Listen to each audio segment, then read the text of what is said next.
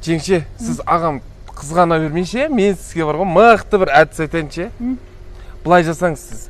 Ағам келген кезде өзіңіз әдемі боянып, әдемі болып киініп, үйді әдемілеп жинап тастап, ағам кірген кезде киімдерін үтіктеп, жуындырып, шайындырып шығарып салыңыз. Әдемі болып айтыңыз, ұрыспай. Бар басқа елге, сен бізге керек жоқсың деп айтыңыз.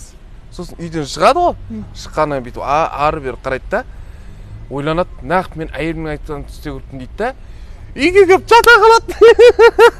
Күшті ғой, үйге келіп жата қалады. Шынымен ба? Иә. Үйге кірмей ары қарай кетіп қалсайын сен? Ой, мен білем ғой ағамды. Өліп қалса да сіздің айтқаныңыз істемейді, ол үйге кіреді қайттан. Мен онда кеттім мен. Не еді? Әсемдік салонына кеттім. Жеңше, қатты боянып асыра сілтеп жібермеңіз.